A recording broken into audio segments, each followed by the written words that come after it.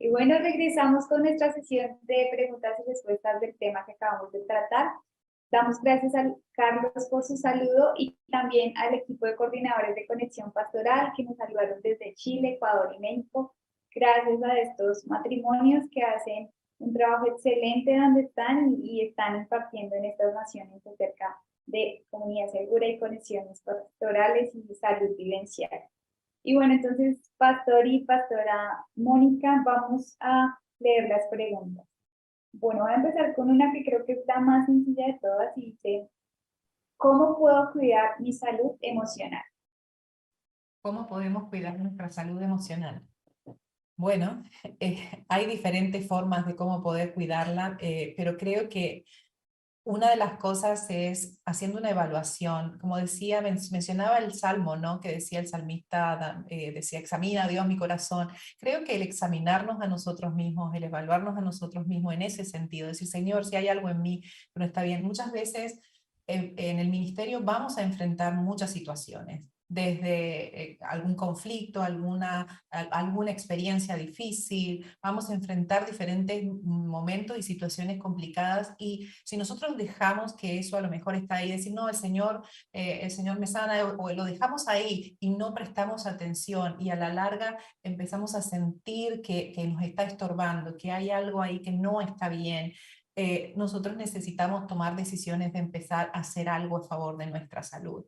Muchas veces podemos ir a través de la oración, a través de la palabra, a través de dejar que el Espíritu Santo ministre nuestras vidas, pero hay momentos que también necesitamos a lo mejor buscar una ayuda diferente también, de una ayuda a lo mejor hablar con alguien, en consejería, inclusive en algunos momentos está en psicología. ¿Por qué razón lo digo? Porque cargamos con cosas en nuestro interior que pueden estar ahí haciéndonos daño, y si nosotros no encontramos salud emocional y lo dejamos ahí guardado en un cajón como diciendo esto no es tan importante, nos va a ir afectando en todas las demás áreas como mencionábamos.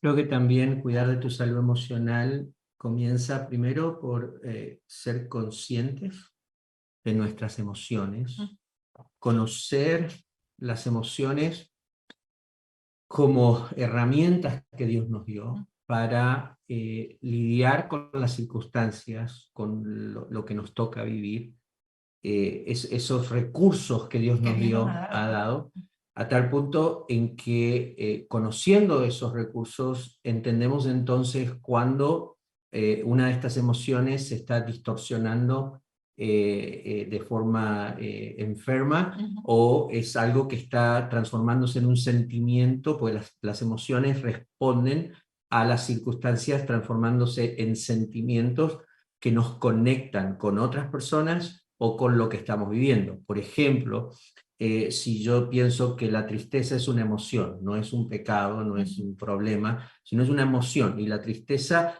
es algo que Dios puso en mí para ayudarme a pensar en lo que está pasando, en lo que me ocurre, reflexionar si esa tristeza, y que me invita a la autoevaluación, si esa tristeza se transforma en pánico, se transforma en amargura, entonces tenemos un problema. Pero si esa tristeza me lleva a mí a sentir un dolor interno de responsabilidad, es decir, compasión, etcétera. Digamos que el miedo es una emoción que la tomamos como un problema. No, el miedo es algo que Dios nos equipó, y el miedo me muestra que hay peligro.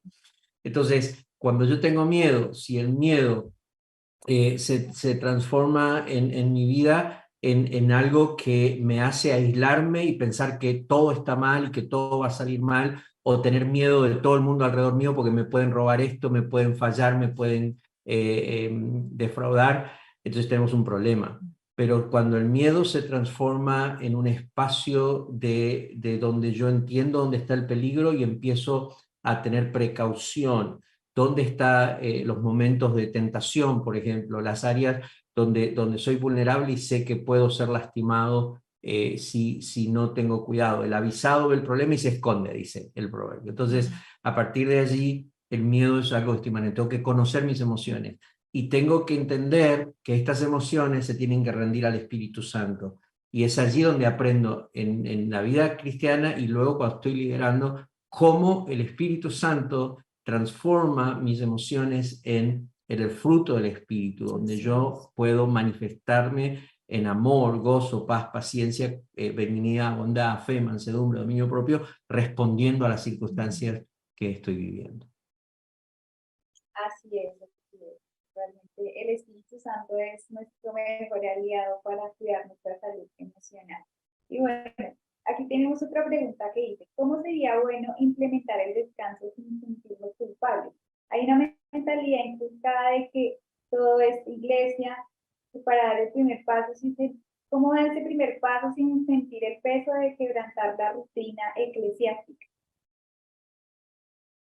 Más que nada la pregunta creo que está relacionada a cómo dar ese primer paso para implementarlo en la iglesia o implementarlo en nuestra vida. Se cortó un poquito, por eso te pregunto. Okay.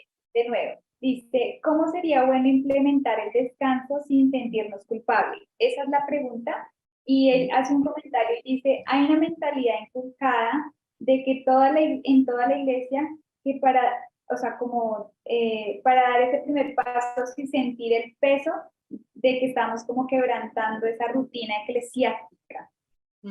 Es muy interesante y te entiendo perfectamente la pregunta, pero es muy interesante porque es como que el descanso es algo establecido por Dios y lo vemos a través de la palabra, tanto en el Antiguo Testamento como en el Nuevo Testamento. Vemos lo que significa el descanso, vemos que algo que Dios estableció es uno de los mandamientos que Dios estableció y dijo que había que honrar el día de descanso y todo, pero sin embargo no le damos tanto énfasis a eso y nos sentimos más preocupados por lo que la gente va a pensar, por la rutina de la iglesia o porque toda la vida hubo reunión martes, jueves y sábado y entonces yo tengo que tener martes, jueves y sábado y por eso no puedo descansar el día, no hay un día de descanso en la semana y eso es ahí donde se me hace muy interesante que nosotros podamos valorar algo como lo que es la rutina de la iglesia, que ha sido una costumbre, una tradición, se hizo así, y sin embargo, algo que es bíblico, que es establecido por el Señor, nos cuesta mucho ponerlo en práctica.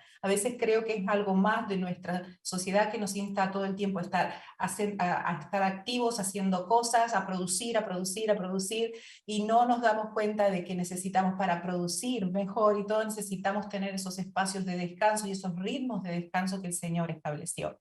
Y ahora voy a mencionar algo, inclusive cuando estábamos hablando en las mentorías, en las noches de mentoría sobre el descanso, una de las iglesias dijo, vamos a implementamos en nuestra iglesia un día de descanso el sábado, un día de descanso al mes por lo menos, para crear esa cultura de descanso y a empezar a hablar con la gente, con nuestros líderes, e implementar esa cultura de descanso en nuestra iglesia. Yo lo celebro, porque estamos tan acostumbrados de que los fines de semana tienen que estar sobresaturados de actividades, y que no podemos tener esos espacios de descanso para disfrutar del mismo Señor, de la familia y aún para recuperar fuerzas. Entonces yo celebro decisiones así como esta, donde dicen, no importa que a lo mejor por 20 años o 50 años hemos tenido estas reuniones, vamos a tomar la decisión de dar prioridad a algo que el Señor nos está hablando en este tiempo. Porque creo, Lili, que el Señor nos está hablando en este tiempo. El trabajo sí, no hay que dejar de trabajar y servir al Señor y aún más apasionados por el Señor porque hay muchas cosas por hacer, pero cuidando los ritmos bíblicos que el Dios estableció para nuestro descanso. Eso va a traer salud. ¿Cómo no sentirse culpable?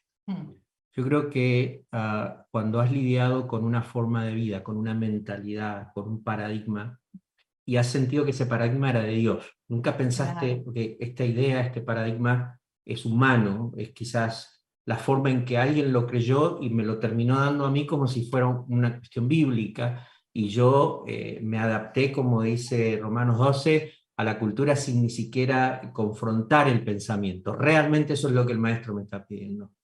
¿Cómo no sentirte culpable? Bueno, a veces es muy difícil porque fue incrustado en tu mente, está incorporado en tu sistema.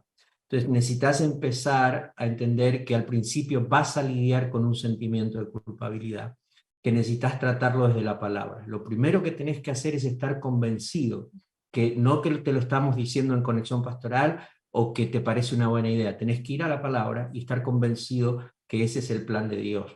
Cuando vos te convences de que eso es lo que Dios te está pidiendo, entonces ya empezaste a tratar con ese sentimiento de culpabilidad que te dejó un paradigma que no es saludable, no es salud vivencial, que es un paradigma que genera, que produce un estado de crisis, de insatisfacción, de realmente no te da bienestar. Entonces, primero, trata tu paradigma y convencete que esto es algo que Dios te lo da, que Dios te lo provee, que Dios te lo propone. Y una vez que entendés eso, entonces, ¿cómo no sentirte culpable? Por eso está el orden de las áreas que proponemos. Yo creo que si empieza el cambio en vos, entonces podés empezar a hacer cambios en la iglesia.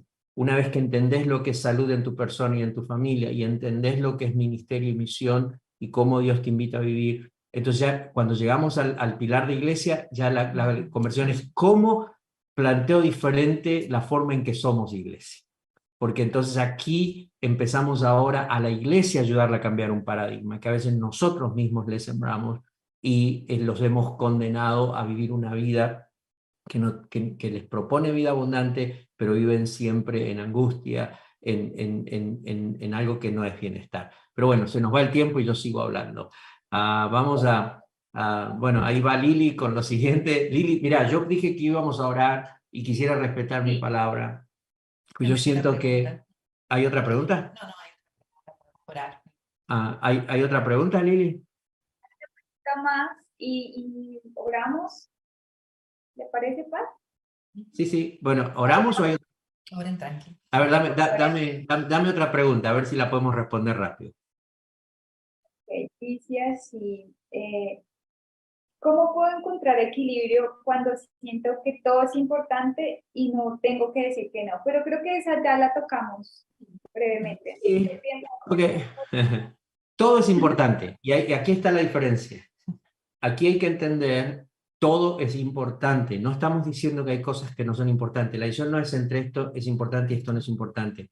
La decisión está entre qué es lo que Dios te pide y eso cambia todo, porque entonces aprendo a lo que me conviene y no me conviene. Si todo me es lícito, tengo que aprender lo que me conviene o no conviene. Todo puede ser importante, pero la pregunta es qué te está pidiendo el Señor y qué es el principio bíblico para vivir en la salud que Dios ha diseñado para tu vida, tu familia, tu ministerio y para la comunidad que estás liderando. Cuando entendés eso, empezás también a quitar culpa. ¿Por qué? Porque no se trata de que todo es importante, se trata de que como todo es importante, Dios es el dueño de la iglesia y vos no sos el único que puede hacer todo lo importante. Entonces ahora empiezo a pensar diferente en mi liderazgo. Entonces mientras cuido mi persona, mi familia y lo que Dios nos llamó a hacer como ministerialmente, ahora no se trata de que yo tengo que hacer todo lo importante, se trata de que algunas cosas las puedo hacer, pero hay otras que las voy a tener que delegar y construir un equipo con autoridad, a una pastoral que es de todos y no de algunos. Ahí es donde vamos cambiando paradigmas y nuestra manera de vivir empieza realmente a generar un estado de bienestar en todas las áreas de nuestra vida. Y me gustaría agregar a eso que a veces vivimos diferentes etapas en nuestra vida y hay etapas donde hay que darles prioridad a algunas cosas y otras etapas prioridad a otras y entonces ahí se transforman quizás en más importantes, pero en realidad es la etapa que le tenemos que dar prioridad a eso. Entonces tenemos que ser sabios y depender ahí del Señor en eso, en que lo que nos está guiando y tomar las decisiones que necesitamos tomar. Ya, vamos a orar.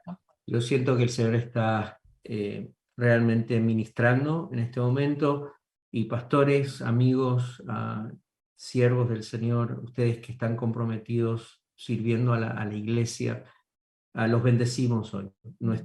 El compartir esto es esperando que la verdad pueda traer libertad y trayendo libertad podamos tener nuestra mejor expresión de vida mientras tenemos nuestro mejor servicio al Señor que nos llamó. Entendiendo que hay luchas, que hay pruebas, que vivimos en un mundo ajeno y en contra de lo que tiene que ver con Cristo y con la salvación y con la redención, pero aún en los momentos más difíciles y más complicados, ustedes y yo podemos disfrutar de la salud que hay en Cristo Jesús. Nosotros, nuestras familias, nuestras comunidades de fe. Entonces yo quiero orar por ustedes, porque sé que algunos están diciendo, hoy decido tener salud vivencial. Hoy no solo decido estar en el pastorado y hacer un montón de cosas, hoy decido salud vivencial. Y en el momento en que lo estás decidiendo, el Espíritu Santo está trayendo sanidad. hay un equipo de oración en este momento respaldando esta transmisión.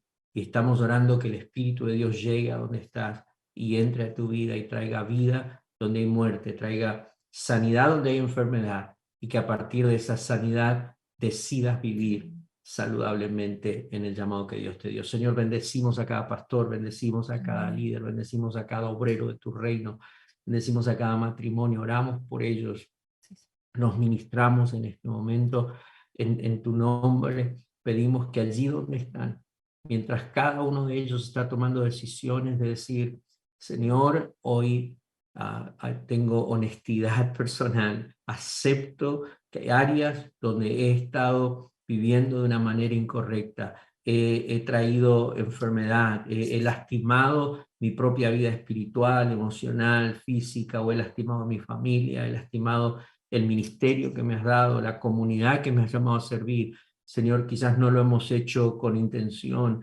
pero hoy venimos a decirte, Señor, cambia, trae renovación en nuestra mente, renueva nuestro entendimiento. Señor, allí donde están los pastores, las familias, bendice sus generaciones, y allí donde estás, visítalos con tu Espíritu Santo, y oramos por milagros en este momento, mientras ellos deciden, Señor, recibir tu palabra y decir, Señor, hoy ayúdanos a vivir saludablemente en el llamado que nos diste, que ellos reciban, Señor, esa vida y vida en abundancia. Sopla, Espíritu Santo, como dice Ezequiel 37, y donde algo se secó, hoy el Señor trae vida. Donde hubo muerte, hoy el Señor trae vida una vez más. En el nombre de Jesús de Nazaret, recibí lo que el Señor te da. Amén y amén. Amén.